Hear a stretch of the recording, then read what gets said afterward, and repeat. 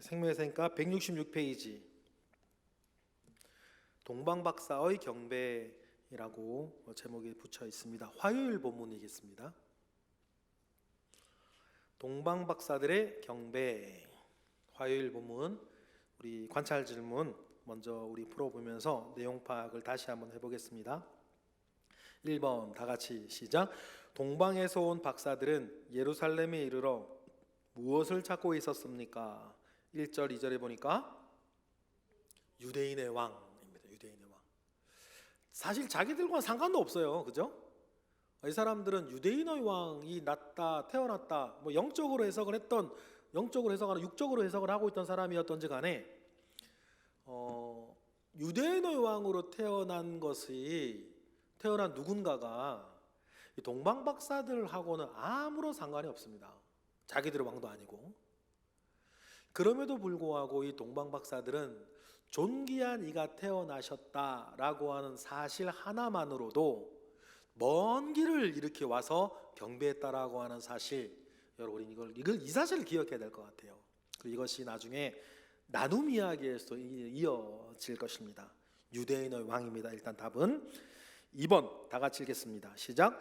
동방박사들의 방문을 안 헤롯 왕과 예루살렘 사람들의 반응은 무엇이었습니까? 3절에 보니까 소동을 일으켰다.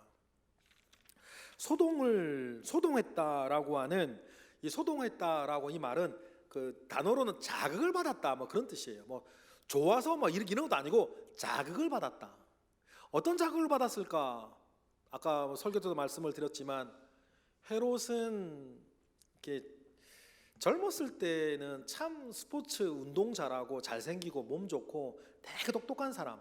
오죽하면 로마가 헤롯은 적으로 두지 말고 우리 편으로 삼아야겠다라고 하는 마음을 가질 정도로, 그래서 다른 사람들보다 땅을 훨씬 많이 주면서 자기 편으로 삼아야 되겠다라고 마음 먹을 정도로 유능하고 예술적인 감각도 참 뛰어난 사람이었고 군사적으로도 훌륭한 사람, 아주 뛰어난 사람이었는데, 그렇게 출발했던 이 헤롯은 그럴 이유도 있었어요. 왜냐하면 자기 아내도 몇 번이나 자기 암살하려고 그러고, 또 에도민으로서 이스라엘을 다스리고 있으니 늘 유대인들로부터 늘 암살 위협에도 시달리기도 하고, 그러면서 이 사람이 점점 변질되어 갔던 것 같아요. 그래서 여러분 닷새 뒤에 죽을 거예요. 그냥 사고로 죽은 것도 아니고 시름시름 막 몸에서 구더기가 나오고 막 그럴 정도로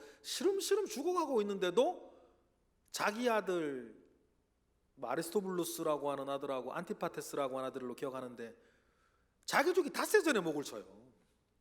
참 이런 괴물 같은 사람이 되어지게 될 정도였으니까. 그리고 아켈레오 같은 아들도 그때 감옥에 있었고, 그래 자기가 언제 죽을지 모르는, 자기 형들 목이 날아나는데 뭐 자기라고 살아남겠어요.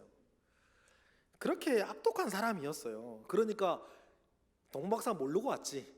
유대인의 왕이 태어났다 그러니까 헤롯이 가만 두겠냐고 그 아이를. 자기 아들도 죽이는 판에. 그래 자극을 받았다. 3번 다 같이 시작. 그리스도가 어디에서 나겠느뇨? 라는 왕의 질문에 모든 대제사장과 서기관들의 답변은 무엇이었습니까? 4절 5절에 보니까 어디에서면 유대 땅 베들레헴. 베들레헴은 참 유서 깊은 동네예요. 그죠? 베들레헴. 그죠? 룻과 보아스의 이야기가 있는 곳 베들레헴. 거기에서 이새도 있었고 다윗도 여기서 태어났고 베들레헴이었습니다. 그런 얘기가 있죠. 가나안 정탐을 여호수아 때 가나안 정탐을 갔던 그 두 정탐꾼 중에 한 사람 이름 갑자기 생각 안 나네요. 그 사람이 라합하고 결혼해서 베들레헴에 정착해요.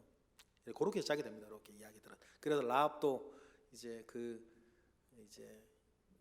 예수님 족보에 들어가고 그렇게 시작이 되어지죠. 그래 베들레헴은 성경에서 그렇게 뚜렷한 어떤 사건이 일어난 곳은 아니었는데 주님의 복음이 이렇게 잉태되어지도록 둥지 같은 역할을 했던 곳이 베들레헴이고, 지금도 이스라엘 땅에 가면, 이스라엘에 가시면 대부분이 뭐 아랍 지역, 아랍 권역이고 이스라엘 유대교 권역인데, 이스라엘에 몇 안 되는 기독교 지역 구역이 있어요.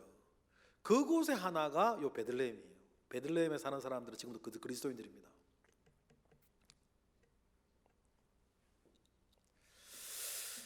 자, 4번 읽겠습니다. 시작. 베들레헴에 대한 성경의 예언은 무엇이었습니까? 6절에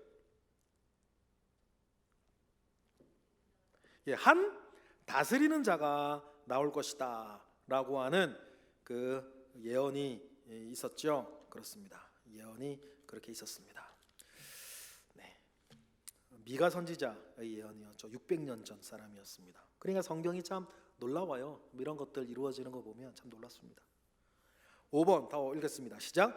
헤롯 왕이 가만히 동방 박사들을 불러 무엇을 묻고 무엇을 부탁했습니까? 먼저 물은 게 뭐죠? 별이 나타났대. 그러니까 헤롯이요, 나이 들어 죽어가도 좋게 얘기하면 되게 똑똑한 사람이었어요. 뭐 미리미리 다 이렇게 준비를 해놓은 사람이었고 철저한 사람이었습니다. 그러니까 별이 나타난 때를 자세히 물었다 그랬어요, 그때. 그리고 부탁한 게 뭐죠? 그렇죠. 자기에게 고하여 자기도 그 왕에게 경배하게 돼. 진심인가요? 아니죠. 참 간교한. 돌아오는 주일날 이제 우리 우리가 십계명이 거짓말하지 말라는 내용이거든요. 거짓말에 대해서 저도 좋은 시간 가지고 있는데, 저도 여기까지 목회할 때 거짓말에 대해 그렇게 연구해 본 적이 없어요, 성경으로. 그런데 이제 거짓말, 성경에서 말하는 거짓말이 어디서부터 어디까지고, 거짓말의 원인으로 성경에서 말하고 있는 거가 무엇인가 알아보고 있는데, 참 저한테도 개인적으로 십계명 연구하는 시간이 참 좋은 시간이 되고 있는데, 거짓말하게 되는 원인 중에 중요한 원인이 악의인 거예요. 악의. 거짓말은 두 종류가 있고, 벌써 말씀드리면 안 되는데 거짓말은 두 종류가 있는데, 저 사람을 무너뜨리기 위해서 하는 거짓말이 있고, 나를 변론하기 위해서 하는 거짓말이 있단 말이에요. 거짓말 두 종류예요. 그죠? 저 사람을 무너뜨리기 위한 거짓말이 있고, 나를 지키기 위한 거짓말이 있는데, 요 남을 아니면 어느 단체를 무너뜨리기 위한 거짓말의 뿌리는 악이라는 게 있는 거예요. 악의. 그죠? 주일날 다 조시겠네. 미리 말하면 안 되는데 이게 입이 그래가지고. 그런데 헤롯이 지금 하고 있는 거짓말이 뭐예요? 악인 거예요. 악이. 겉으로는, 그래서 여러분 사람 상대하기가 어렵잖아요. 겉으로는 막 이렇게 얘기를 하는데 그 속에 어떤 의도가 있는지 모르는 거예요. 애들일수록 악의가 없어요. 애들은 싫어 좋다가 분명한데, 크면 클수록 사람 상대하는 게 어려운 게 어떤 숨겨진 뜻이 있을까, 그런 것들이 잘 모르겠으니까 사람 상대하는 게 어려운데, 여러분 제가 바라는 인간상 내지는 목회자상은 그냥 제가 그렇게 정말 애를 씁니다. 제가 누구에게서라도 아라고 얘기하면 그냥 안 거예요. 생각하지 마세요. 제가 어라고 얘기하면 그냥 언 거예요. 그런 사람들로 저는 애를 많이 써요. 그래야지 제가 개인적인 거지만 강단에서 설교를 할 때 아면 아고 어면 어지, 제가 아를 얘기하는데 혹시 속에 어가 있어가지고 제가 아로 말하는 거 아니야? 성도들이 설교 그렇게 들으면 어떡하겠어요. 근데 제가 평상시에 막 여기서 요 말하고 저기 저 말하고 막 그러고 있으면 설교들도 그럴 거 아니에요. 그래요. 때로는 여러분 제가 그래서 가끔 왜 저렇게 모질게 말씀하시나 라고 느껴질 때가 있는지 모르겠는데, 이해를 좀 해주세요. 저는 뭐라 그럴까, 그 교회와 예배와 하나님의 말씀이 선포되어지는 그때를 굉장히 많이 생각하고 사는 사람이에요. 그래서 저는 제일 바라는 제 목회자상 제 인간상은 그냥 투명한 사람이에요. 그냥 투명한 거, 그냥 아면 하고 어면 오고 뭐 요런 그렇게 하려고 애를 개인적으로 되게 많이 써요. 그래서 여러분들도 뭐 그렇게 노력하셨으면 좋겠고, 아기를 가지고 이렇게 뭔가 다른 이야기를 하지 않으려고 애를 많이 쓰는데, 우리 모두 그렇게 애를 썼으면 좋겠습니다. 그러니까 이제 헤롯은 그런 아기를 가지고 별이 나타난 때를 가만히 눕고 또 거짓말도 하죠. 자기도 경비하게 해달라고 거짓말하는 것입니다. 6번 다 같이 읽겠습니다. 다 같이 시작. 동방박사들을 아기 예수가 탄생한 곳까지 인도한 것은 무엇이었습니까? 9절에 보니까 별이에요. 근데 이 별이 지금 모르겠어요. 하늘에 떠 있는 그 별일까는 잘 몰라요. 이게 이제 그 고대의 사람들을 이해하셔야 돼요. 과연 그들이 별이라고 말한 게 우리가 보는 별일까는 확실치 않아요. 왜냐하면 별이 둥둥둥 떠가지고 집 위에 머물러 있고 뭐 이런 거 좀 이상한 내용이란 말이에요. 그러니까 하늘에 떠 있는 뭔가 밝은 광명체를 이제 그 고대 사람들은 달리 표현할 방법이 없으니까 별이라고 했을 수도 있어요. 확실한 건 우리는 몰라요. 그런데 이분들은 또 동방박사들이니까 별을 관찰하는 게 뛰어나니까 그한 별을 이렇게 하면서 할 수도 있겠죠. 뭐 모르겠어요.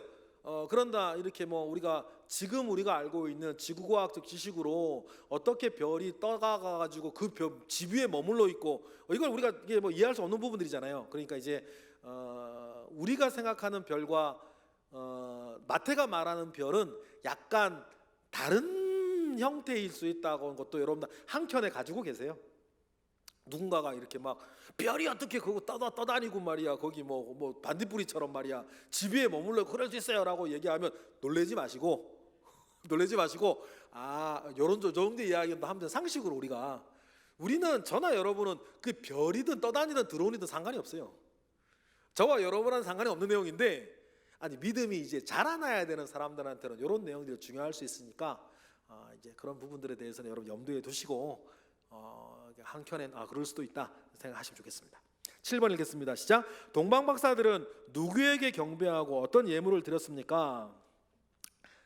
아기께, 파이디온이라 그랬어요. 아기께예요.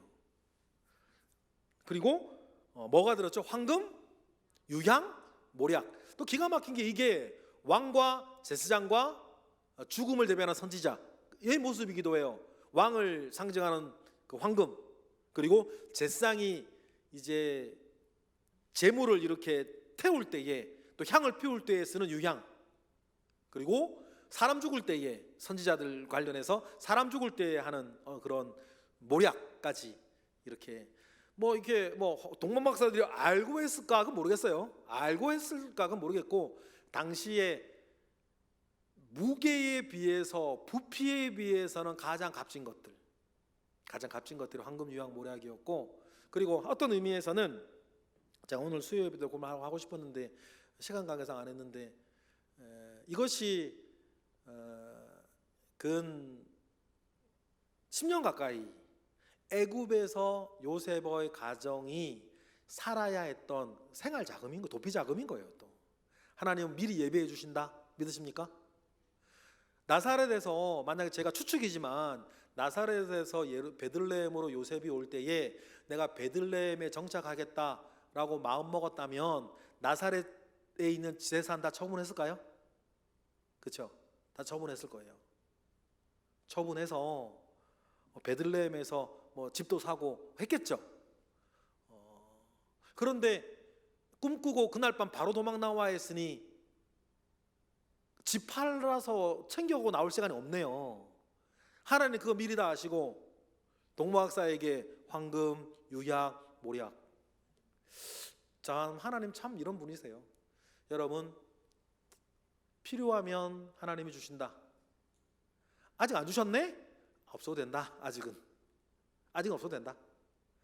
저는 그런 믿음이 있습니다. 우리 하나님 가장 필요할 때에 가장 필요한 것을 가장 좋은 것으로 주신다.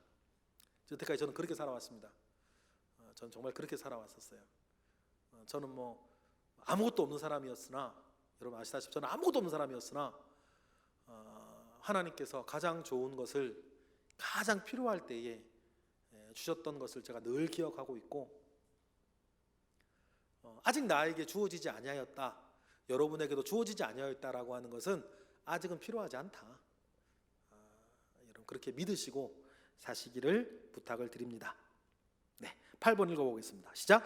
동방박사들은 왜 헤롯 왕에게 가지 않고 다른 길로 돌아갔습니까? 12절에 보니까 꿈에 지시를 받고. 그렇습니다. 하나님 열심히 일하시죠. 우리 하나님 정말 열심히 때 일하신 것 같습니다. 나눔 이야기로 가겠습니다. 동방박사 이야기를 하면서 1번과 우리 관찰지물 1번과 연계해서 중간에 당신은 지금 이러한 열정으로 주님께 경배하고 예배하고 있습니까? 한데 여러분 이렇게 질문을 해볼까요?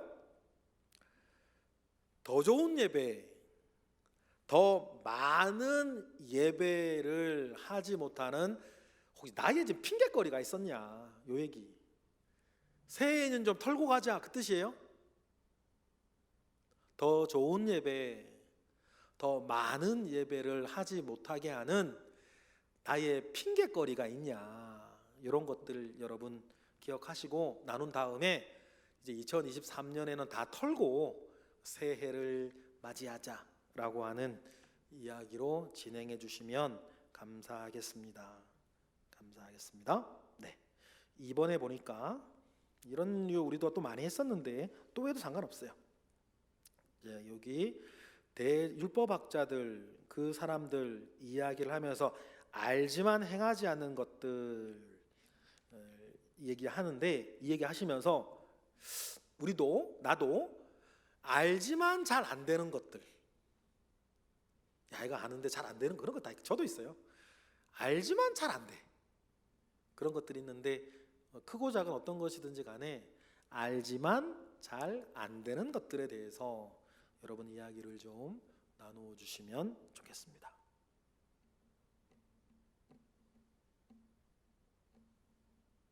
(3번) 어떤 태도를 취하고 있습니까? 이런 건데 성탄절 성탄절 관련해서 3번은 이렇게 좀 바꿔주실래요?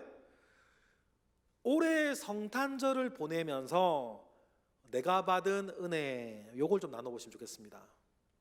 올해 성탄절을 보내면서 내가 받은 은혜, 이달의 찬양을 부를 때라든지 우리 간증을 듣거나 발표회를 보면서라든지 예배를 드리면서라든지 아니면 교회 여러 행사들과 사람들과 함께 있으면서 겪었던 어떤 것이라도 올해의 성탄절을 보내면서 내가 받은 좋은 은혜가 무엇이었는지를 나누어 보시면 좋겠습니다. 네. 그리고는 4번, 5번은 있는 그대로 하시면 될 것 같아요. 있는 그대로. 그렇죠? 성탄절에 크게 소동하면서 정작 예수 그리스도를 경배하는 일에 소홀히 하는 것에 대해 어떻게 생각하십니까? 저는 얘기로만 들었는데 영등포 어느 백화점인가요? 여의도의 백화점인가요? 아이들 사이에서는 그 엄청 크고 예쁜 성탄 트리가 있다면서요? 방정고사 신세 되시네. 근데 거기서 인증샷 찍는 게 몇 해 전부터 젊은 사람들에게 유행인데 들어가는데 줄 서는데 1시간, 들어가서 사진 찍는데 걸리는데 1시간, 그래도 2-3시간 걸린대요 거기 찍는데. 예뻐서 찍는 인증샷 찍는데. 그런데 사실은 2-3시간을 기다리면서 사진 찍는데 예수님과 상관은 없네. 성탄절인데. 그런 게 주변으로 참 많아요. 그 3시간 동안 그 열심으로 말이야 예배나 드리지.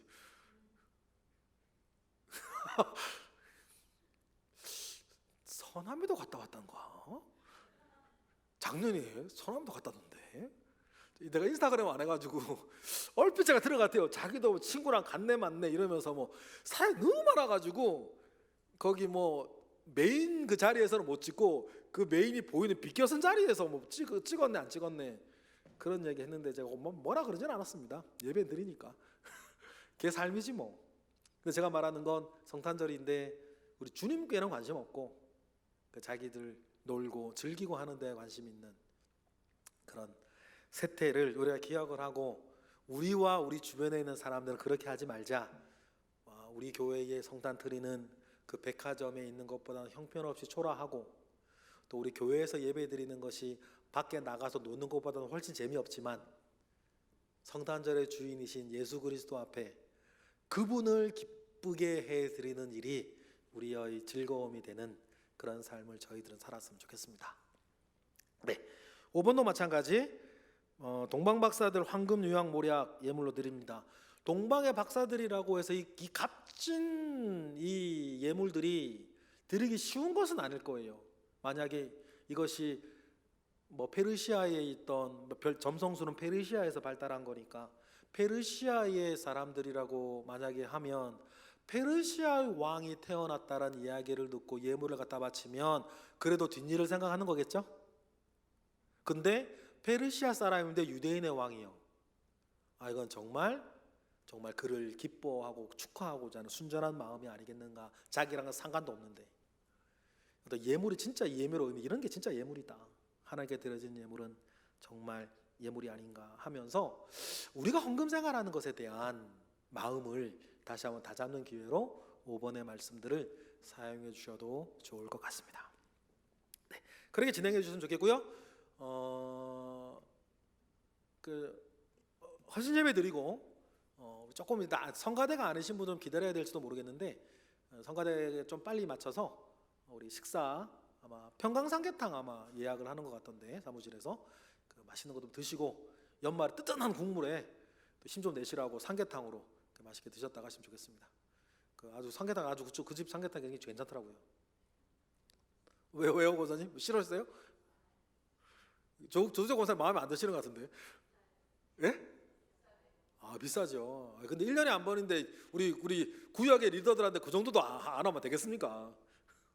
근데 사실은 올해 제가 좀 여력이 좀 됐으면 구역 리더자들에게 소그룹을 진행한 이런 것들 좀 교육도 하고 나눔도 하고 싶었는데, 여러 가지 교회 내부적인 상황이 그런 별 외의 것들을 진행하기가 좀 어려운 상황인 것이어서 진행하지 못했던 것 제가 죄송하게 생각을 하고요. 또 이제 매년 기회를 제가 찾고 있어요. 우리 구역장, 구역 강사님들 모시고 여러 가지 다른 시간들도 가지고 싶다는 생각들 계획으로 있는데, 여러분 위해서 할 수 있는 기회들이 열리도록 여러분 기도해 주시면 감사하겠습니다. 그럼 기도하고 마치겠습니다. 할렐루야. 하나님 감사합니다. 크신 은혜와 능력이 우리 가운데 있습니다. 하나님, 우리가 거룩한 성동 교회에 세워진 가장 작은 교회의 목회자인 것을 기억을 하고 우리에게 주어진 이 사명을 잘 감당할 수 있도록 주여 역사하여 주시옵소서. 크신 은혜와 능력으로 우리와 함께 하실 것에 또 하신 것에 감사하고 기대하며 예수 그리스도의 이름으로 기도드렸나이다. 아멘. 네, 수고하셨습니다.